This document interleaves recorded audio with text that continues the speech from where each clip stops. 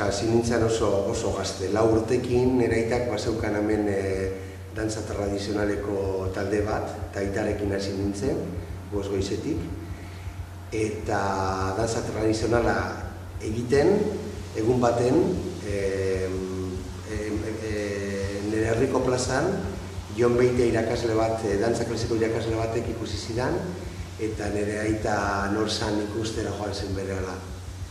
Aitarekin hitz egin zuen, eta aitak etorri zen nirekin hitz egiten, etorri da ballet klasiko irakasle bat, eta proposamen interesgarria egin dit, esan dit nahi duzun berarekin ikasketak egin, aitak esan zidan ikuste dut eta amak biok zerbait interesgarria izango litzatekeela, berarekin hasi nintzen, eta hori izan zen hasiera. Han problema handiak nituen, nuen dantza klasikoko fisiko iraina. Eta orduan ni beti nengoen antzerkia eta dantzarekin hor. Orduan Madrilen egin nituen arte dramatikoko pruebak han konservatorian sartzeko, eta sartu nintzenan arte dramatiko ikusten, orain resak deitzen den karrera. Eta Madrila joan nintzen Anatolia Norizkerekin alde batetik antzerkiko ikasketak egiten, eta beste alde batetik Anatolekin. Eta orduan goizetan antzerkia egiten, eta arratsaldetan dantza. Zenekienia esan bat ere erreza dantzari bizitza momentu horretan. Eta Anatolek beti zegoen iratzetik esaten nik uste duzu izan behar zela dantzari bat, nire buruan dantzari bat izatean nahi nuen. Eta orduan zer ginuen, ikasketak amaitu ondoren, Frantzara joan nintzen azterketa bat egiten, eta Caneseko dantza internazionala eskola baten sartu nintzen. Han ikasketak egin nituen, azkenengo 2 urteak, eta handik Salzburgo Operako Balleteko audizioa egin, eta hasi nintzen Cuerpo de Baile, bezala, eta azkenean lehenengo dantzari izan nintzen. Profesionalki hasi nintzen Salzburgoko Balletean. Baina hori egin baino lehenago, 3 produzio profesionalak egin nituen.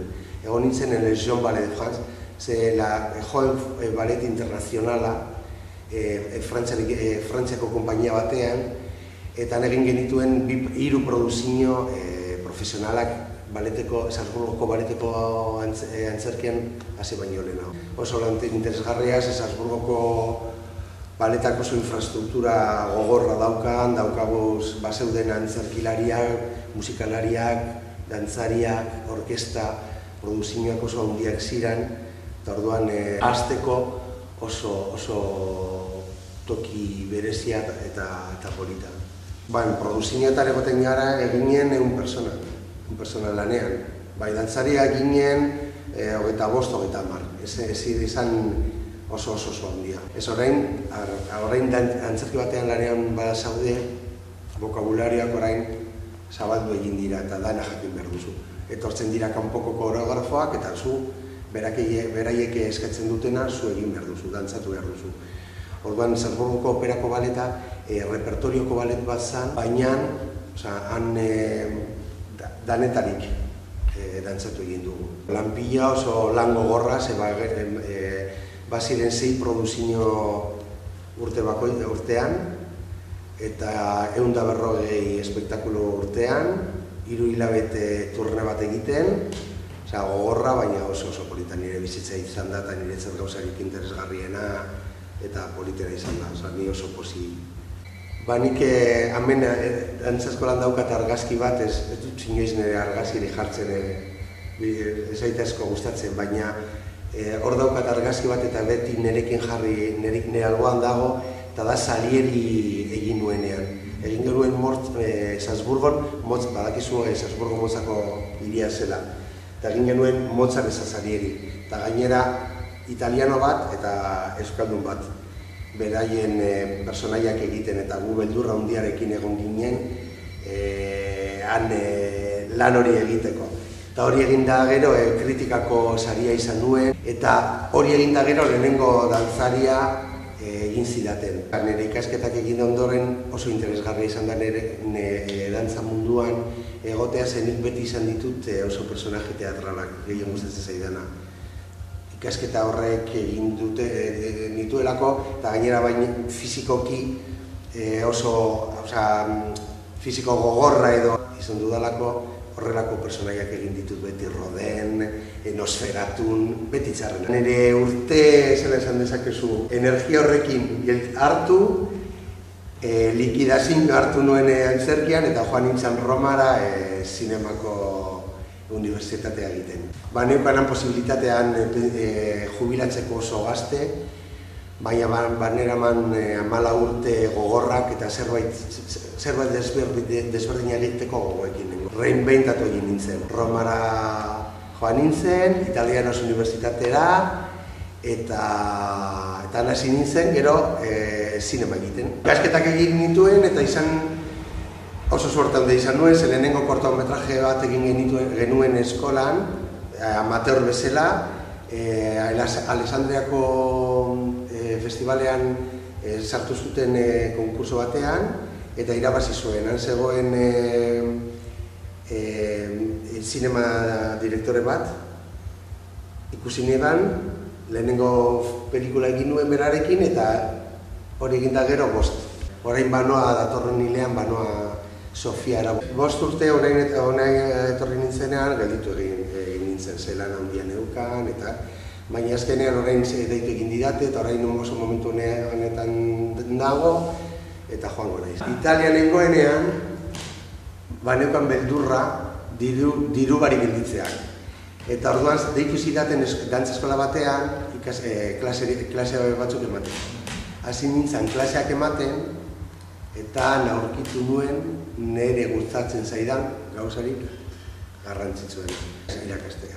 Inoiz pentsatu bez, baina hori eginda gero, ulertu nuen nire bizitza hori zela. Eta orduan hasi nintzen eta lanean, egon nintzenan 8 urte irakasle bezala, eta azkenean itzera botatzeko beti buruan egonda ez. Eta lehenean nahiak hau eskola hau aurkitu eban, egun baten deitu zidan telefonoz, eta esan zidan, etorri zaitez hau ikusten, betik ikusi izan dugu, hemendik pasatu gara urte bizitza osoan, baina etorri zaitez hau ikustera, etorri nintzen, eta hemen gelditu nintzen. Ni momentu horretan egoen Italian telebizio serie bat egiten, eta bagauden 4. kapituloan. Eta etorri nintzen, eta hau ikusita gero, voltatu nintzen Romara, eta esan nion zuzendariari. Hil behar didazu edo 5. edo 6. kapituloan, zenik voltatuko naiz Bilbora. Ulertu dut,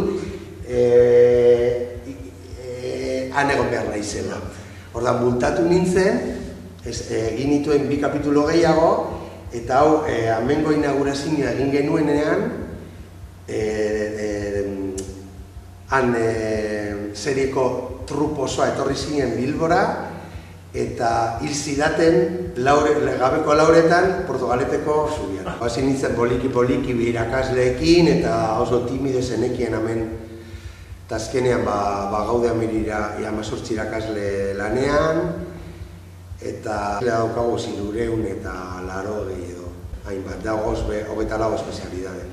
Ikuste dut oso momentu interesgarrian gaudela Bilboni, joan nintzen amendik Zurita Beltz herri batean, eta orain kolorez beteta dago, nik uste dut zabaltzen ari dela, oso momentu interesgarria kulturaldean, arkitekturaldean, ni etorri naiz 27 urte eta gero, eta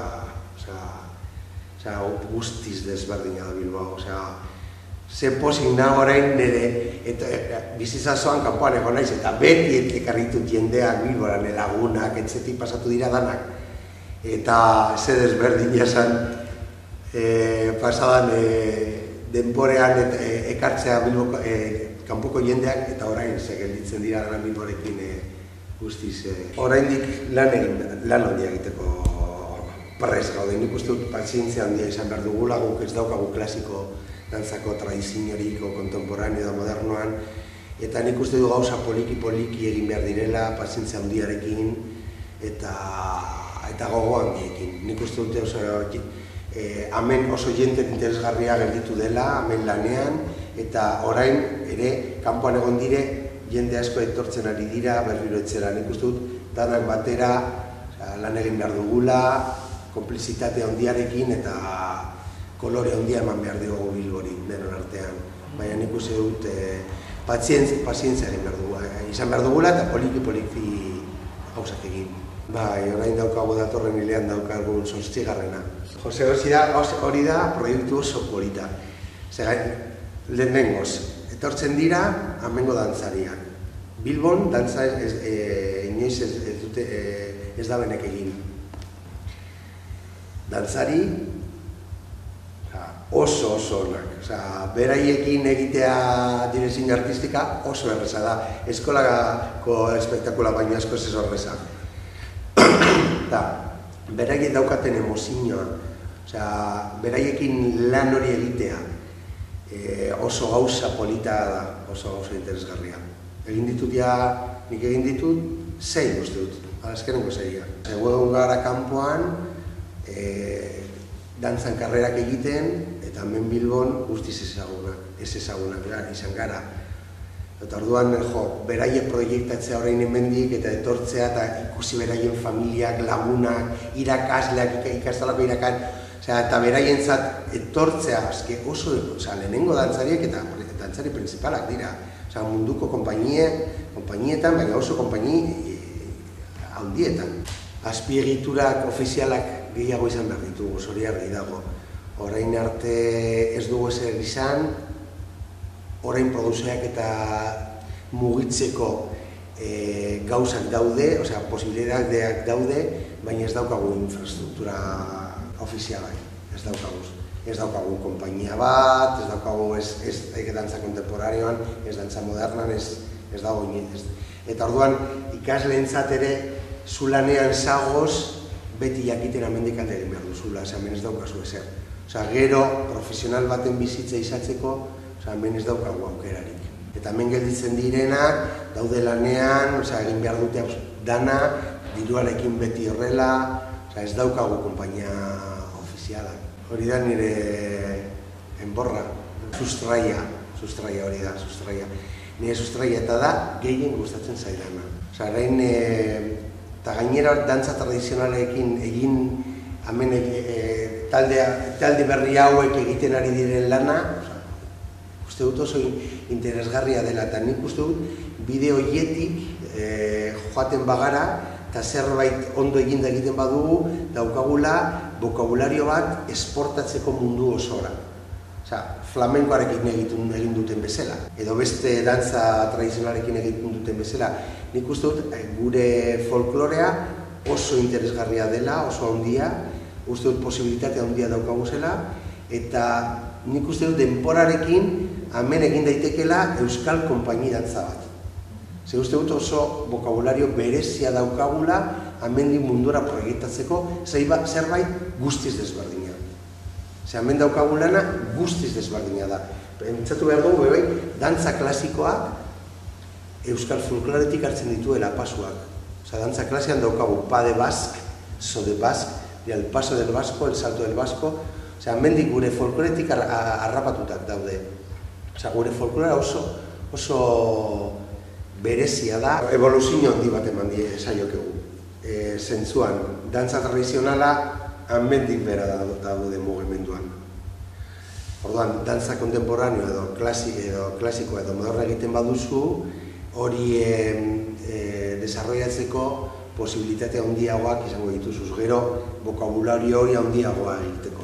Orduan, mugimendu horiei egin behar diguna da beste bokabularioak eta beste disiplinen lana sartu barruan.